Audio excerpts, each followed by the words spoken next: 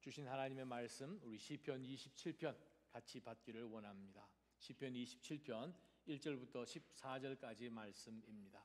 저와 여러분이 한 절씩 하나님의 말씀 교독합니다. 여호와는 내 빛이시요 내 구원이시니 내가 무엇을 두려워하겠습니까? 여호와는 내 삶의 힘이시니 내가 누구를 무서워하겠습니까?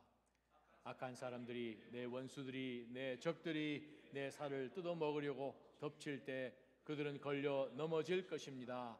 군대가 나를 향해 진을 쳐도 내 마음은 두렵지 않을 것입니다. 내게 대항하는 전쟁이 일어나더라도 내가 오히려 담대할 것입니다. 한 가지 내가 여호와께 바라는 것이 있으니 내가 찾는 것은 이것입니다. 내가 평생 여호와의 집에 있어 여호와의 아름다움을 바라보고 주의 성전에서 여쭙는 것입니다. 고통스러운 날에 주께서 나를 그 장막에서 숨겨주실 것이요 그 천막의 은밀한 곳에 나를 숨겨주실 것입니다. 나를 바위 위에 높이 세워주실 것입니다. 그때 내 머리가 나를 둘러싸고 있는 적들 위에 높이 들려 올려질 것입니다.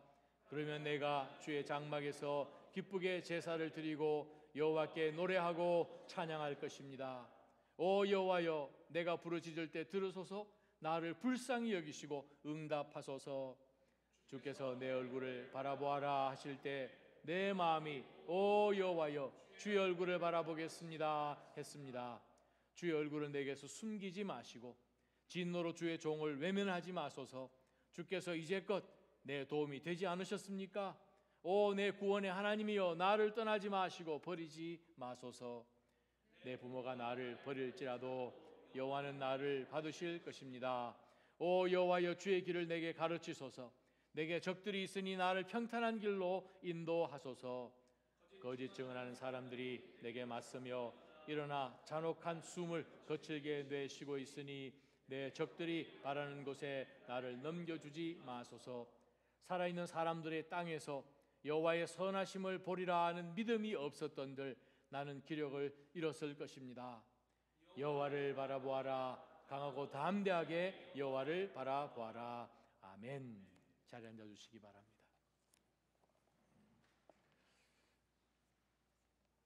오늘 저녁 시편 28편을 갖고 우리가 오늘 또 한 주 후에 다시 한번 또 이 두려움에 대한 메시지로 말씀을 전하려고 합니다. 러시아의 철도국에서 일하고 있는 한 공무원이 실수로 그 철도국에 있는 냉장고 말고 바로 옆에 있는 냉동고 안으로 무슨 수리를 하려고 잠깐 들어갔다가 그게 안에서 닫혀버렸습니다. 대부분의 냉동고가 그렇듯이 바깥에서는 열 수 있지만 뭐 안에서 특별하게 열려는 뭐 생선이 있을 수도 없는 거고, 그래서 안에서 열 수는 없는 거죠. 자, 그러한 가운데서 그 사람이 갇혔는데 여기 큰일 난 거예요. 안에서 문을 열 수가 없으니까. 그러한 가운데서 이 사람이 점점 공포 속에 빠집니다. 자기에게 주어진 시간이 얼마 남지 않은 것을 기억하고 그 냉동고 벽에다가 이런 글을 남깁니다. 몸이 점점 차가워지고 있구나. 추워서 견딜 수가 없구나. 몸이 점점 얼어붙는다.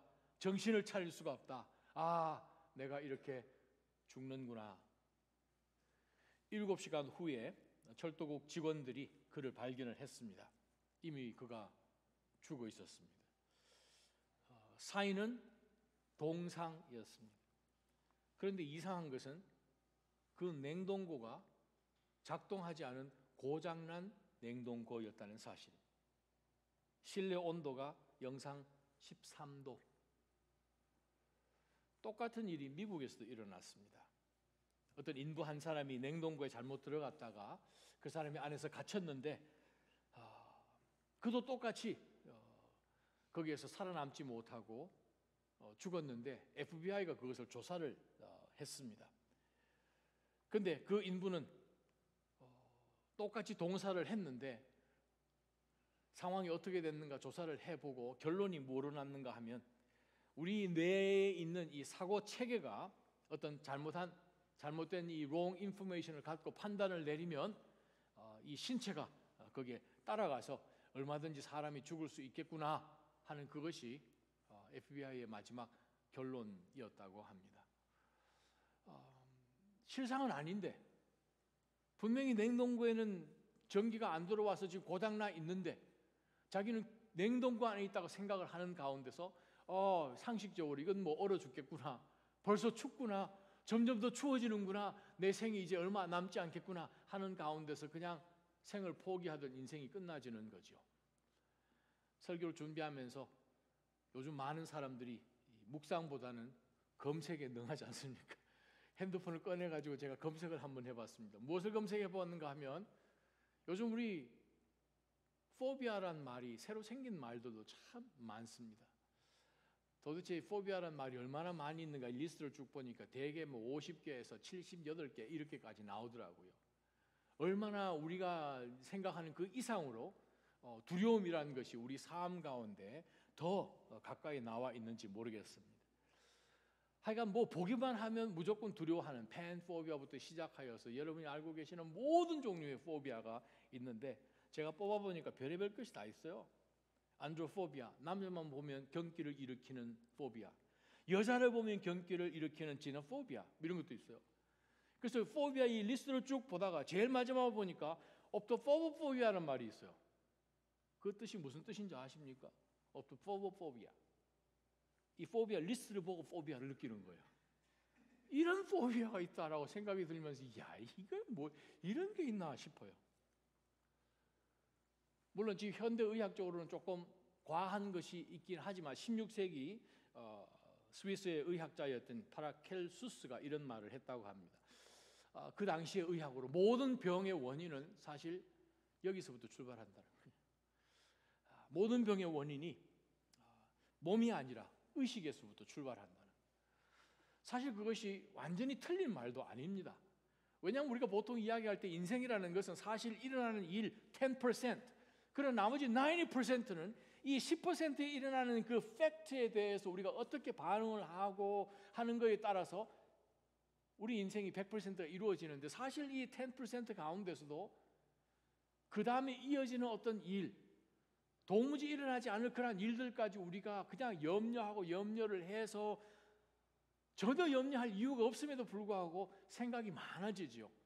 생각이 많아지다 보면 뭐 밤에 잠을 못 자는 것이고 생각에 꼬리를 물고 일어나다 보면 정말 염려하지 않아도 될 5만 가지 가지고 다 염려를 하겠지요. 제가 가끔 설교하면서도 혹은 가끔 개인적인 자리 가운데서 만나면 성도님들에게 제가 빠지지 않고 늘 하는 말씀이 있지 않습니까? 상황을 묵상하지 말고 내가 처해 있는 어떠한 이 처지를 계속 들여다보지 말고 베드로처럼 물에 빠졌을 때 주님을 끝까지 봐야 됩니다. 절대 기준을 봐야 된다는 거예요. 왜냐하면 나도 변하고 상대방도 변하고 우리가 가만히 있는 것처럼 보여지는 그런 공간 가운데 떠 있는 어떤 물체도 사실은 뭐 공전과 자전으로 계속 그것도 지금 똑같은 속도로 돌아가고 있는 거지 않습니까?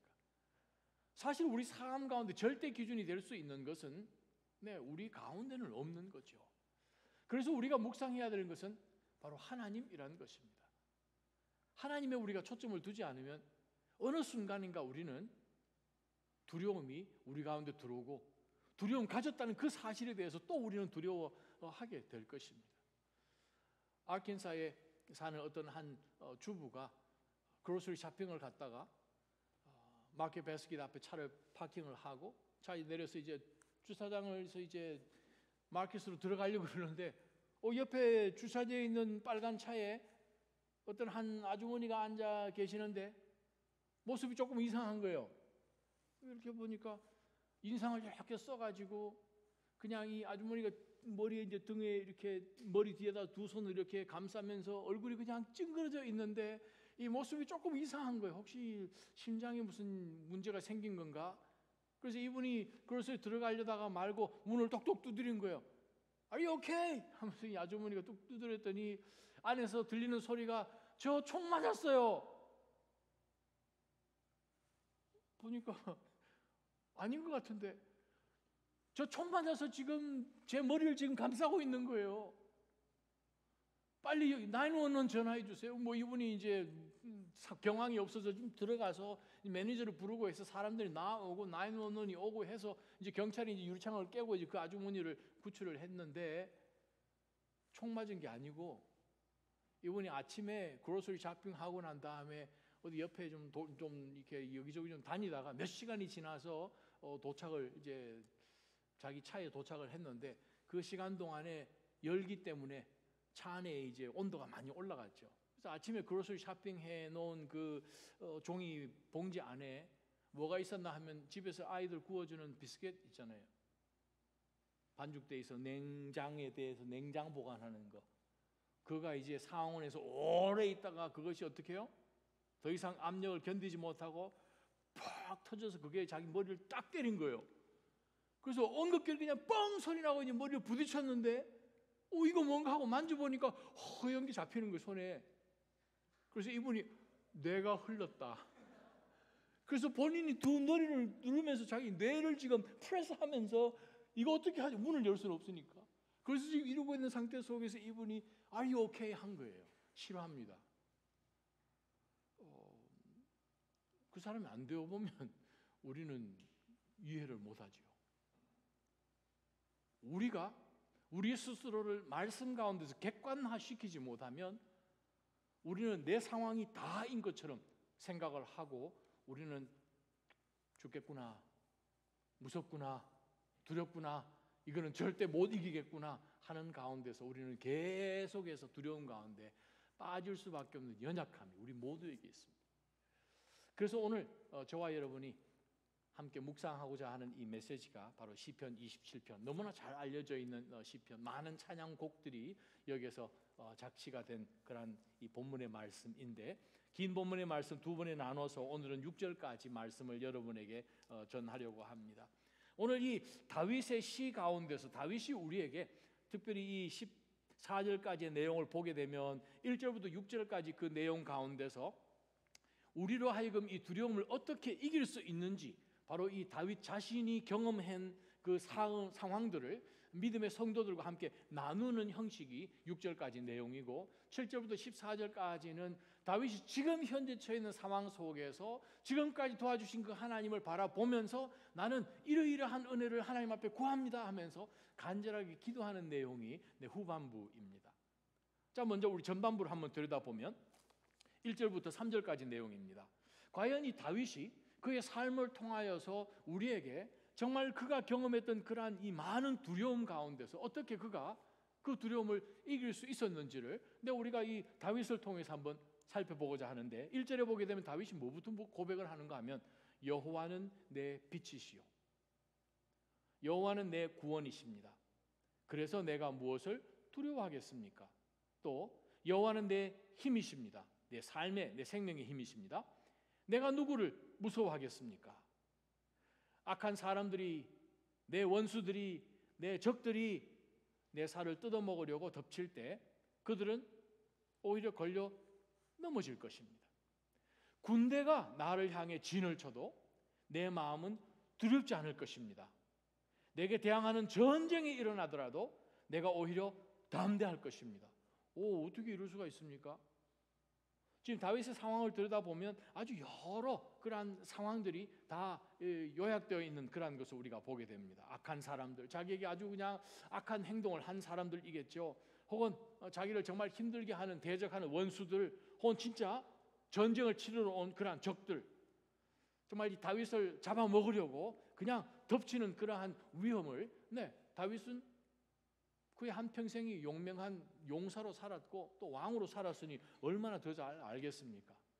또 나라가 나라를 대적하는 그러한 이 큰 전쟁 가운데서 군대가 나를 향해 진을 쳐도 내 마음이 두렵지 않다는 거예요.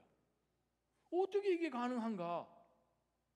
내게 대항하는 전쟁이 일어나더라도 내가 오히려 담대합니다 라고까지 다윗은 우리에게 고백합니다.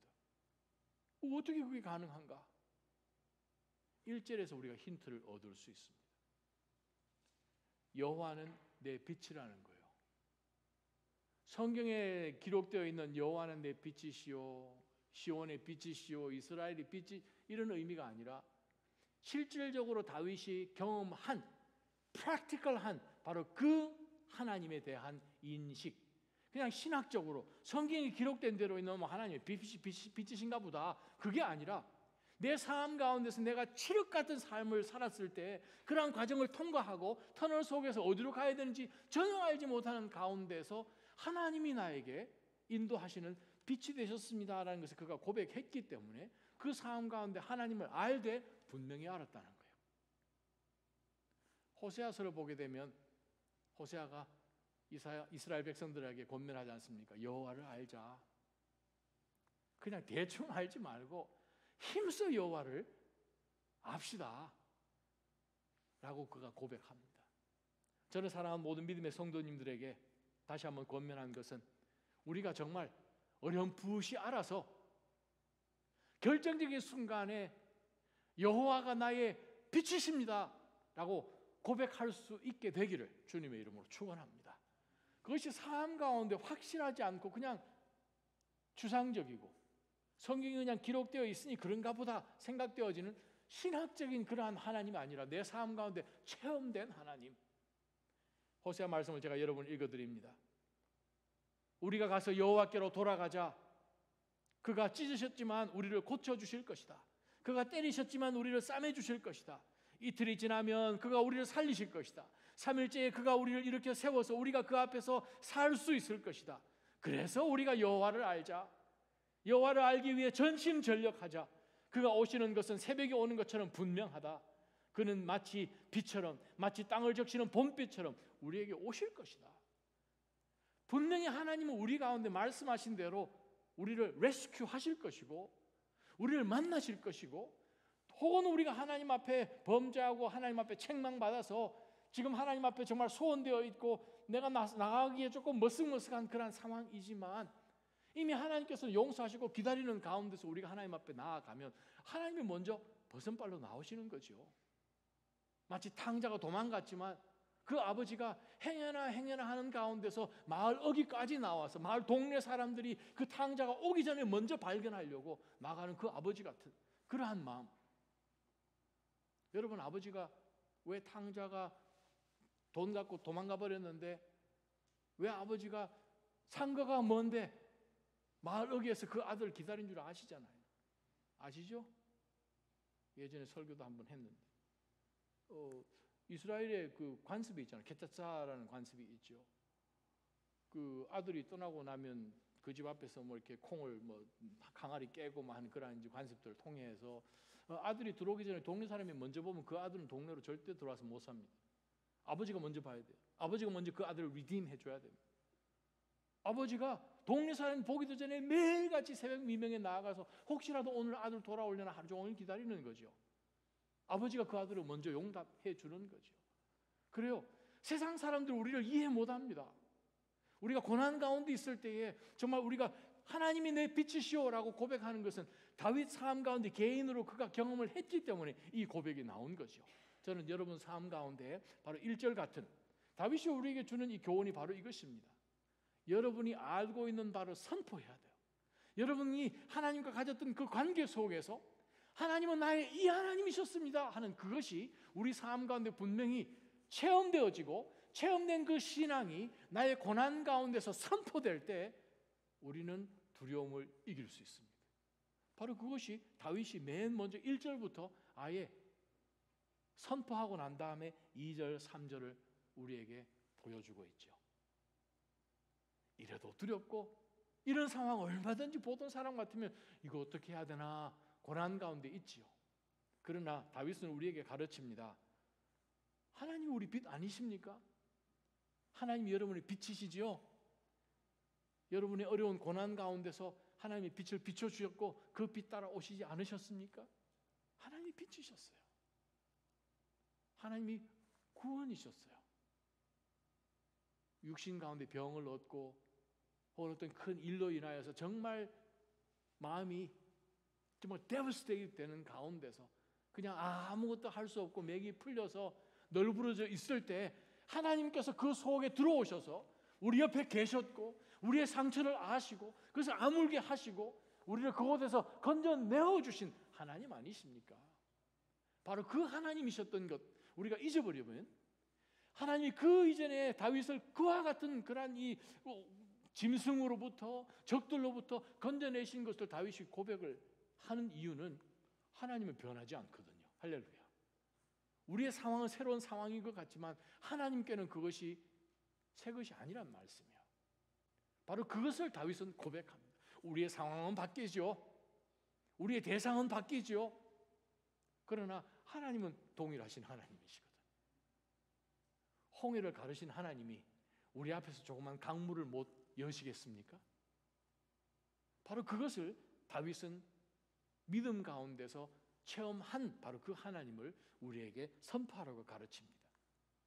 지금 여러분 가운데 제가 이런 질문 한번 던져봅니다. 여러분 지금 무엇이 제일 무섭습니까? 직장의 보스가 제일 무섭습니까? 이번 학기 마지막 성적표가 제일 무섭습니까? 신학교에 있는 전도사님들 무엇이 제일 무섭습니까? 건강요? 병원에서 검사한 결과를 지금 기다리고 계신 분 계신가요? 무엇이 제일 무섭습니까? 하나님을 우리 삶 가운데서, 아니 하나님을 우리가 살고 있는 이 인생 우주 안에서 룰 아웃 시키면 두려운 거 있을 수 있겠죠. 그러나 하나님은 이 모든 것을 창조하신 창조주로서 우리를 사랑하셔서 하나밖에 없는 독생자 예수 그리스도를 주시고 우리를 살려내신 그분께서 우리가 어떤 고난 가운데 있을 때 우리를 나 몰라라 하시면서 모른 척 하실 하나님이실 수가 없는 거죠. 우리 수준에서의 상식으로도. 다윗은 우리에게 말합니다. 여러분은 무엇을 두려워하고 계십니까? 다른 말로 표현하면 하나님이 여러분 인생의 빛 맞으신가요? 그거 지금 역으로 질문하는 거죠. 하나님이 여러분에게 지금까지 한 번도 구원의 손길을 내밀으셔서 끄집어내지 않으셨습니까? 기억 못하십니까? 그렇다면 여러분은 왜 두려워하십니까? 바로 그것을 지금 다윗이 우리에게 권면하고 있습니다. 여호와는 내 삶의 힘이시죠. 그래요. 하나님이 우리의 생명을 붙들고 계십니다. 우리는 두렵죠. 와, 이번 달 이거 어떻게 살 수 있으려나? 직장에서 우와, 우리 보스가 어떻게? 근데 사실 보스의 이 심장 박동을 붙들고 계시는 분이 하나님이십니다. 할렐루야. 여러분이 일하시는 그 회사의 존폐를 붙들고 계시는 분이 하나님이시라는 거예요. 온 우주가 한치의 실수도 없이 완벽하게 창조된 대로 돌아가는 것은 지금도 하나님이 일하시잖아요. 지금도 운행하시잖아요. 그래서 다윗은 이야기합니다. 여호와는 내 생명의 힘이시다. 그래서 내가 누구를 무서워하겠습니까? 무엇을 두려워하고 물질? 누구를 두려워하고 사람? 거기 다 포함되어 있죠. 사랑하는 나자님 성도 여러분, 우리 삶 가운데서 우리가 어떤 상황 속에 있든 여러분이 직접적으로 개인적으로 체험한 바로 그 하나님을 삶 가운데서 기억하시기를 주님의 이름으로 축원합니다. 하나님 그때도 도우셨는데 당연히 도우시지요 하는 그러한 믿음에 선포가 있기를 주님의 이름으로 축원합니다. 신약에 보게 되면 요한복음 14장 1절에 우리말 성경에 너희는 마음에 근심하지 말라 하나님을 믿으니 또 나를 믿어라. 우리 가운데 직접 등장하신 우리 안에 보여지신 성육신 하신 바로 그 예수 그리스도께서 제자들에게 똑같은 말씀을 하셨다는 거죠. 예수님께서 제자들을 파송하시면서 승천하시기 바로 직전에 뭐라고 말씀하십니까? 마태복음 28장에 세상 끝날까지 내가 너희와 함께한다. 주님이 거짓말 하셨을까요? 아니에요. 세상 끝날까지 주께서 직접 말씀하신 내가 너희와 함께한다. 그러면 주께서 나와 세상 끝날까지 함께한다면 세상 끝날 전에 우리가 갈 수도 있을 텐데 주님이 지금 나와 함께하고 계시다면 내가 누구를 두려워하겠습니까?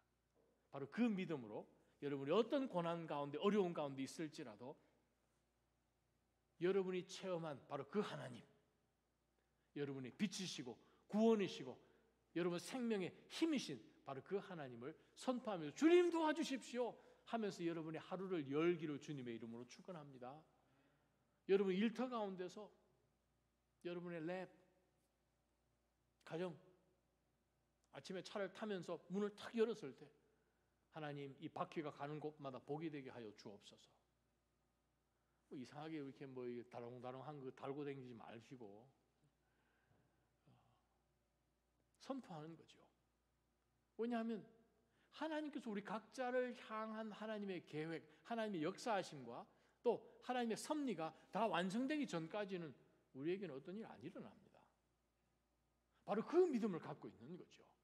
자, 그렇다면 더 본질적으로 하나님 나에게 어떤 메시지를 주시고 하나님 나를 통해서 어떤 일을 하기를 원하십니까 하는 바로 그 하나님과의 그 기쁨이, 하나님의 이해가 우리 가운데 물론 더 깊어져야 되겠지만, 다윗을 통해서 배우는 첫 번째 영적 교훈이 바로 여러분이 개인적으로 체험한 그 하나님을 선포하라는 거예요. 삶 가운데 선포하라는 거예요. 저는 여러분 아침에 일어나시면 정말 정신이 좀 들고 할 때에 절대 기도를 빼먹지 마시기를 축원합니다. 여러분 열심히 일해도 다른 사람들 더 열심히 합니다. 우리가 이 세상을 이길 힘은 하나님께로부터 오는 것을 우리는 분명히 알아야 된다는 거죠. 여러분이 개인적으로 체험한 그 하나님을 오늘 이 아침 시간 가운데, 오늘 이 하루 가운데 하나님 제가 주님 의지하고 담대히 나아가겠습니다 하고 시작하는 하루와, 그러지 않고 아침에 일찍 일어나서 커피 한잔 하면서 시작하는 하루와 다를까요? 같을까요? You answer the question. 두 번째 말씀이에요. 4절부터 말씀입니다. 어떻게 하면 우리 삶 가운데서 두려움을 이길 수 있을까? 다윗이 우리에게 무엇을 가르쳐 주는지 한번 보십시다. 한 가지 내가 여호와께 바라는 것이 있으니 내가 찾는 것은 바로 이것입니다. 내가 평생 여호와의 집에 있어 여호와의 아름다움을 바라보고 주의 성전에서 여쭙는 것입니다. 고통스러운 날에 주께서 나를 그 장막에서 숨겨줄 것이요 그 천막의 은밀한 곳에 나를 숨겨주실 것입니다. 나를 바위 위에 높이 세워주실 것입니다. 자, 5절에 보게 되면 시제가 우리말 성경에 지금 미래로 다 번역되어 있습니다. 고통스러운 날이에요. 두려움 가운데 있는 날, 바로 그러한 시점 가운데 하나님은 이러한 일을 해 주실 것이다 라고 그는 믿고 있는 겁니다. 근데 6절에 보게 되면 제일 첫 번째 우리말 성경에 그때, 히브리 원어에는 지금 이 말입니다. 베아타, 지금. 그럼 지금이 언제입니까? 자, 내 머리가 나를 둘러싸고 있는 적들 위에 높이 들려 올라질 것입니다. 언제? 지금이요. 지금이 언제입니까? 다윗이 간절하게 소망하는 그때가 언제입니까? 자, 지금 시간 얘기를 하고 있습니다. 다윗이 두려움 가운데서 그가 간절히 바라는 것이 무엇인지를 4절에서 보게 되면, 하나님, 내가 두려움 가운데 있는데 정말 내가 공포 가운데 이거 어떻게 해야 되는지 정말 저는 답이 없는데, 그런데 하나님, 상황하고는 전혀 상관없이 내가 지금 어떤 상황 속에서 너무 급한데 하나님 이거 어떻게 해주시게, 이것 상관없이 이것과 비교되지 않을 만큼 내 삶 가운데 가장 최우선 되는 것이 있다면 그것이 내 한 가지인데, 4절에 나온 말씀처럼 내가 여호와께 바라는 것 뭐 두 개도 아닙니다. 딱 하나입니다. 하나님, 내가 찾는 것, 사냥한다 이 뜻이죠. 바카시란 말은 내가 그냥 추격하는 것은 딱 이거 하나밖에 없습니다. 그게 뭔고 하니 내가 평생 동안 여호와의 집, 여호와의 성전, 5절에 여호와의 장막, 여호와의 천막, 눈치채셨습니까? 어떤 곳인지? 단어는 지금 다른 단어를 계속 쓰고 있는데 한 단어로 딱 표현하면 뭡니까? 하나님의 임재 그 자리. 여호와 계시는 바로 그 장소. 지금 다윗 시대의 성전이라고 하기는 좀 그렇죠. 성전은 아니죠. 텐트죠 뭐. 오케이 아니고. 그죠? 텐트죠, 텐트. 성막. 아직까지 솔로몬 시대가 아니니까 못 떨어진 그런 건물도 아니에요. 그러다 보니까 뭐 성막을 들여다보면 뭐 거기에 크게 그냥 감동할 만한 뭐가 있겠습니까만, 근데 다윗이 뭐라고 고백하는가 하면, 하나님, 제가 찾는 것 딱 하나밖에 없습니다.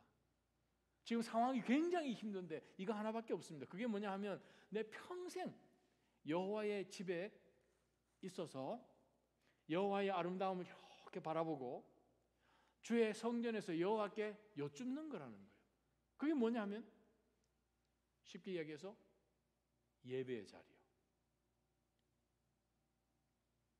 예배의 자리요.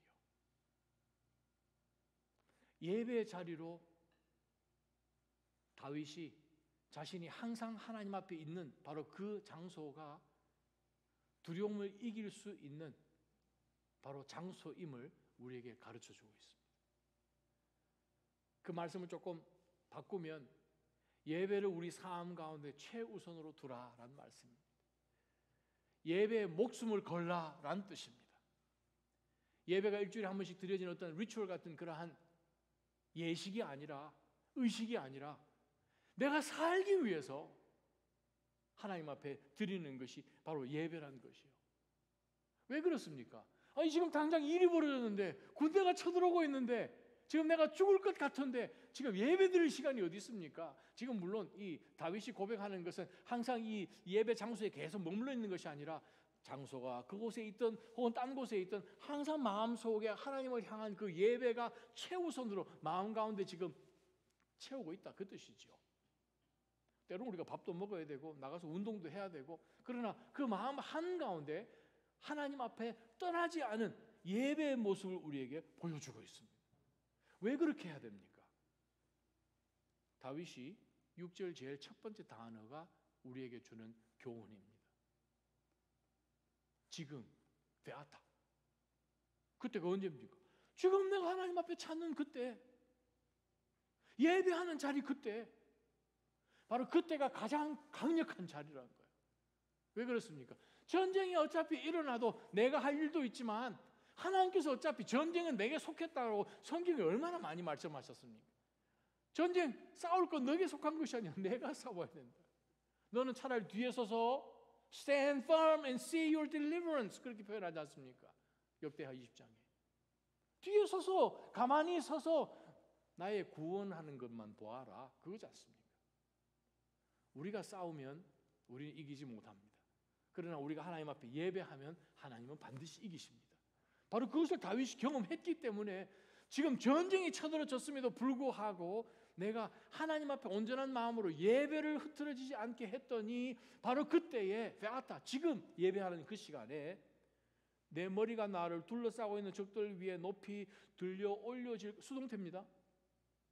자기가 고개 드는 것이 아니고 고개를 들게 하시는 하나님께서 내 얼굴을 적들 앞에서 들게 하시는 거예요. 다른 적들은 다 죽었으니까 숙여야겠죠. 승리를 하나님이 우리 가운데 주실 줄 믿습니다. 그래서 다윗이 고백합니다. 전쟁이 지금 펼쳐져서 정말 너무 두려운 가운데서 여기 뛰고 저기 뛰고 사람들 모아다가 이거 회의도 하고 이렇게 해야 되는데, 우리 성경에 보게 되면 큰 전쟁 가운데서 하나님이 싸워주신 그 전투의 기록들을 보게 되면 단 하나도 용맹한 어떤 지략의 장군들이 나타나서 계획을 세워서 정말 한밤중에 들어가서 치고 하는 그러한 기록이 단 한 번도 없었다는 거예요. 모든 것이 말도 안 되는 전쟁이요. 아니, 너무 우리 인간의 이 지성을 놀려도 그렇지, 가나안 땅에 있는 초입의 가장 초롱성 같은 그 여리고 성을 어떻게 이렇게 마칭 한 번씩 돌고 7주 되는 날 7주 돌면 그냥 그게 돌무더기처럼 왜 넘어질 수 있습니까? 고고학자들이 가가지고 조사를 해보니 이 성의 각도며 넘어진 돌무더기들이며 계산을 해보니까 이 도저히 물리학적으로 이렇게 될 수가 없는데 하나님께서 그렇게 하시는 거 어떻게 하겠습니까? 사랑하는 나자님 성도 여러분, 우리가 하나님 앞에 온전한 마음으로 예배할 때에 하나님께서 우리에게 승리를 주시는 줄 믿습니다. 예배가 어떤 상황 속에서든 다른 어떤 것과 타협되는, 경쟁 붙여서 다른 것을 선택해도 되는데 예배를 선택하는 그것이 아니라 절대 기준으로 하나님 앞에 온전한 예배로 나아가는 저와 여러분 되시기를 축원합니다. 그럴 때에 하나님이 싸워주십니다. 바로 지금 내가 하나님 앞에 이러이러한 일들이 있는데 당연히 앞으로도 하나님 건져주시지만 내가 지금 이 시점 가운데 하나님 앞에 예배로 나아갔더니 지금 내 머리가 나를 둘러싸고 있는 적들 위에 높이 들려 올려질 것입니다. 지금 하나님께서 함께 하신다는. 그러면 내가 어떻게 됩니까? 적들 가운데서 내가 도저히 이길 수 없는 전쟁인데 하나님 우리에게 승리를 주셨으니 내가 주의 장막에서 기쁘게 제사를 드리고 여호와께 노래하고 찬양할 것입니다. 그의 마음이 고난 가운데 있던 전쟁 가운데 있던 전쟁이 끝나서 하나님 앞에 승전가를 부르듯 그거 하나님 앞에 여의를 했다는 거죠. 아주 클래식한 example이 있지 않습니까? 신약 성경에 유럽에서 최초로 바울과 실라가 2차 전도 여행하는 가운데서 빌립보를 방문하고 그곳에 교회가 세워지고 또 빌립보에 복음을 전하다가 정말 어려워서 감옥에 갇히는 가운데서 흡신 두들겨 맞고 정말 얼굴 퉁퉁 부어있는 가운데서 지금 감옥 안에 갇혔는데 그들이 갇혔을 때 무엇을 했습니까? 찬양하는 찬양. 하나님 앞에 감사 찬양. 우와, 그리스도를 위하여서 고난받는 이 얼마나 귀하고, 복음을 전했으니 복음을 전하면서 정말 나쁜 귀신도 쫓아내고 하는 그러한 가운데서 놀라운 은혜가 있었으니 그들이 감옥 셀 안에 있으면서 찬양을 했다는 거죠. 그 다음 상황입니다. 찬양하는 가운데서 한밤중에 어떻게 됐어요? 옥문이 다 열리고 쇠사슬이 풀리고 간수가 쫓아나오고, 간수가 다 도망갔나 싶어서 자결을 하려고 그러고 하는 가운데서 여러분이 잘 아시는 바로 그 말씀, 사도행전 말씀 가운데서 16장 31절, 간수가 바울 앞에 나와서 내가 어떻게 하여야 구원받습니까? 그 얘기 하잖아요. 지금 간수는 프리맨, 자유한 사람, 바울과 실라는 감옥에 갇혀 있는 사람. 근데 이 자유한 이 사람이 와서 내가 어떻게 하여야 구원, 이게 지금 좀 코미디 같지 않습니까? 반대로 물어야 되죠. 바울과 실라가 우리 어떻게 하면 여기서 풀려납니까? 어떻게 하면 우리가 자유할 수 있습니까? 좀 바깥으로 나갔으면 좋겠는데. 근데 갇혀진 사람들이 오히려 찬양하고 능력이 드러나고 그들을 가두었던 그 모든 것들이 풀어지는 상황 속에서 인간의 생각대로는 이해할 수 없는 메시지가 증거된 거죠. 요한일서 3장 1절 2절 3절 말씀처럼 이해 못하죠. 요한일서 3장 1절 2절 3절 여러분에게 읽어드립니다. 보십시오, 하나님 아버지께서 얼마나 큰 사랑을 우리에게 베풀어 주셨습니까? 우리가 하나님의 자녀라 불리게 됐으니 우리는 정말 하나님의 자녀입니다. 세상이 우리를 알지 못하는 것은 세상이 하나님을 알지 못하기 때문입니다. 2절, 사랑하는 여러분, 이제 우리가 하나님의 자녀들입니다. 우리가 어떻게 될지는 아직 모릅니다. 아직 우리 삶이 끝나지 않았기 때문에 우리 인생이 어떻게 될지는 그거는 모릅니다. 하나님께 달려 있습니다. 그러나 우리가 어떻게 될지 아직 모르지만 그리스도께서 나타나시면 우리도 그분과 같이 될 것임을 우리는 압니다. 영광 가운데 변하는 거죠. 우리가 그분을 있는 모습 그대로 볼 것이기 때문입니다. 그래서 3절, 누구든지 그분을 향해 이 소망을 가진 사람은 그분께서 정결하신 것처럼 자신을 정결하게 합니다. 그때까지 성결한 삶, 성도의 삶을 사는 거죠. 감옥에 갇혔는데도 복음의 파워가 전해지잖아요. 간수가 와서 어떻게 하면 구원을 받을 수 있습니까? 주 예수를 믿으라. 그리하면 너와 내 집이 구원 얻는 거죠. 이해가 되지 않지 않습니까? 분명히 져야 되는 싸움인데, 분명히 세상이 이기는 그러한 형국인데, 바로 그것을 다윗이 우리에게 보여줍니다. 그것이 어디서 시작하는가? 바로 예배의 장소에서 시작한다는 거예요. 여러분, 개인의 예배가 흐트러지지 않기를 주님의 이름으로 축원합니다. 개인의 예배, 거기서부터 출발을 해서 공중 예배, 코퍼레이트 워십으로 나오는 거지요. 여러분, 매일매일 큐티 하나님의 말씀 묵상하고, 오늘 이 말씀이 저의 방패인데 이 방패를 가지고 나아가서 저는 사탄이 공격하는 것을 모두 무찌르겠습니다 하는 가운데서 그 말씀으로 무장하고 하루를 시작하는 거죠. 정말 이 말씀이 여러분의 메수자가 되기를 원합니다. 나가서 입을 맞추고 나가는 것처럼 21세기 유일하게 살아있는 고대 민족들, 약속 가지고 지금까지 살아있는 민족들인 것처럼 예수 그리스도께서 교회를 세우시고 우리를 그 안으로 끌어들이셨으니 바로 예배의 처소가 여러분에게 가장 강력한 장소인 것을 여러분 기억하시면서 예배의 자리에 늘 머물러 계시기를 주님의 이름으로 축원합니다. 우리 이 시간 한번 찬양하며 하나님 앞에 나아갈 것은, 하나님이시여 하나님이시여 주는 나의 하나님이시로다. 나의 몸과 마음 주를 갈망하며 이제 내가 주께 고백하는 말이 있습니다. 우리 인생은 기도죠. 신앙의 고백으로 매일매일 사는 것이죠. 그래서 여호와는 나의 힘이십니다. 여호와는 나의 구원이십니다. 내가 누구를 두려워하리요. 여호와는 생명의 피난처이십니다. 주의 성실하심이 내 생명보다 낫다마다요. 그래서 내 입술이 여호와를 찬양합니다. 다윗이 고백하였듯이 내 평생에 주를 찬양하는, 바로 그것이 내가 간절히 바라는 유일한 소망입니다. 바로 그러한 간절함으로 하나님 앞에 한번 찬양하며 나가십시다.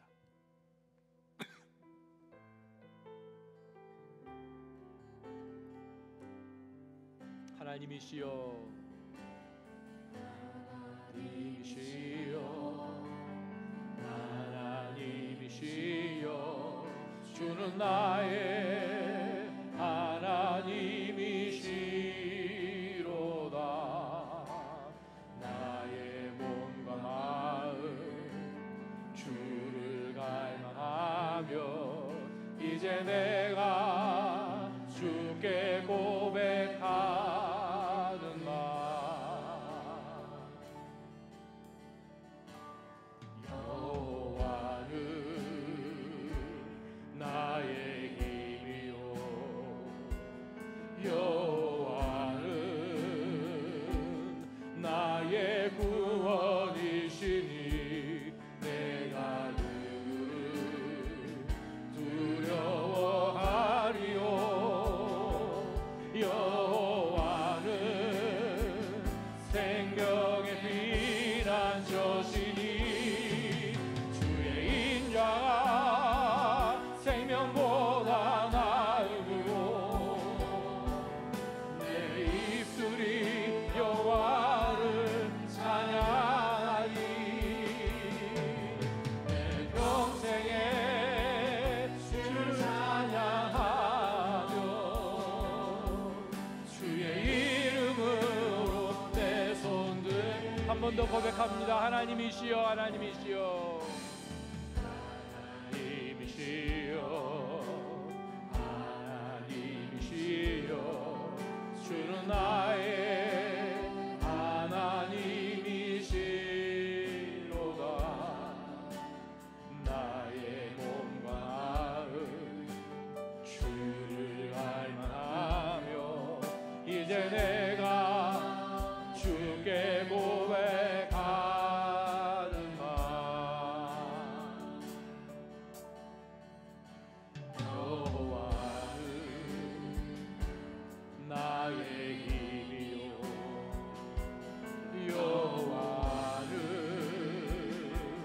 나의 구원이시니 내가 누구를 두려워하리요.